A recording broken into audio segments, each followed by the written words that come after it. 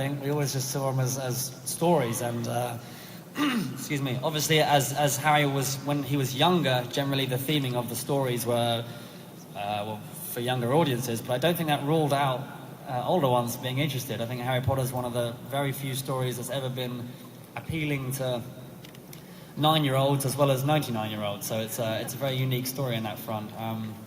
Yeah, no, I've enjoyed it. Let's keep the question train rolling on the floor. Right there. In November, there's the celebration of the Harry Potter films in Florida. Are you going to be there? I certainly hope so. Yeah, they just asked me the other day, and it would be fantastic to be there to celebrate the the DVD coming out. And what better place to do it than at the Wizarding World in Orlando? It's a very cool place. Can I ask you really quickly about something that maybe doesn't come up a lot in forums like this? Fishing. You like to fish. A lot. Yeah. There are some things you get asked when you're 12, 13, and they stick with you for the rest of your life. Is that what it is? Yeah. Kind of. I haven't been fishing in about 4 or 5 years, to be honest with you. Okay. But it's still a passion of mine. It's something. All outdoor pursuits are pursuits worth doing, as far as I'm concerned. And yes, it's something that there was a time where I wanted to actually give up acting and become a fishery manager. But just to confirm, that's not what I'm looking to do. We're glad. What's harder, fishing or Quidditch?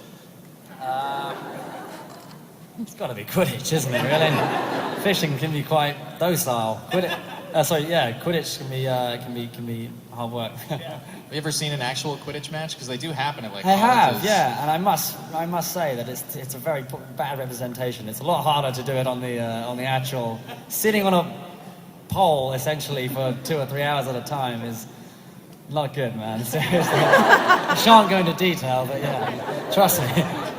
Back out on the floor. Oh, at the back in the middle. There. So what's the scariest thing that a fan has ever done? The what? Sorry. Sorry, the scariest thing. Most seriousness.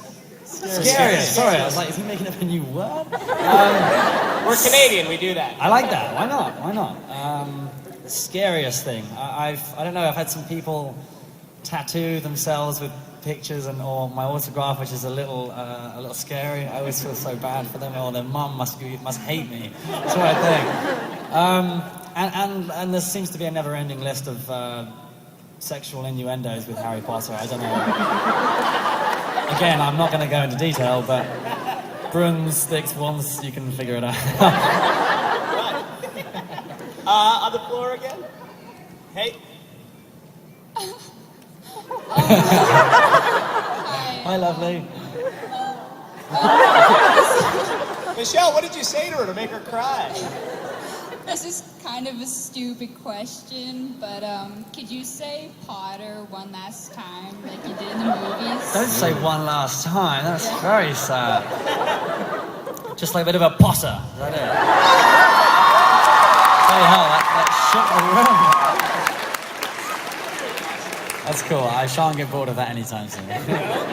Well, let's talk the future really quickly. You're in a new supernatural-style film called Apparition, if I'm not mistaken. What can you tell us about that? Yeah, that's right. It's kind of a horror meets thriller. Also, yeah, with supernatural kind of revolving around this idea of a scientist who's kind of very interested in the supernatural and this idea of connecting science with the supernatural. And I shan't reveal all, but it kind of goes horribly wrong. Well, that would make a good horror film. Are you a villain again, or are we going to see you as a good guy? I'm a good guy, kind of. I'm not a villain. I'm not a bad guy. I play a kind of Captain Science dude who's the instigator of all the experiments. So without him, there would probably have never been the horror film. So in ways he's negative, I guess. Are you gonna go see it? Yeah. Please do. Yeah, All right, back to the floor. Hello. Hey. I just have one because I'm a big Potter fan, obviously, and just one question. What would be probably the most memorable moment for you in the whole Potter thing? Yeah. It really is. It's a question that I'm afraid, even with the years of thinking about it, I'm yet to come up with a good answer to. It's a bit like saying, what's your favourite memory of your childhood? I guess it's kind of hard to pick one. My answer is unfailingly always the people. The people that I've been lucky enough to work with. Again, not just the cast that you guys know and love, but there's hundreds of crew members that were there every day that kind of raised me in many ways, because I was there as a very young kid. So I feel very lucky to have not only had these guys around me, but also to have their friendship still. Thank you. You grow up on the films. Yeah. You start off as kids. You come into your own. Sure. But and I mean, you're kids on the first films, but you got millions and millions of dollars riding on your shoulders with these films. So were the sets a fun place to be? Yeah, always. We were very blessed to have Chris Columbus early in. He was the first director who took on the first 2 films, and he's kind of the ultimate guy with working with kids. Yeah, we had Peter Mack doing the second unit, and it was always a fun set. They disguised it very well. The idea that it was a $1 million film never was apparent. It was always just us kind of having a laugh. So yeah, I was very grateful for that. Who played the most jokes on set out of all of you? Who was the biggest prankster?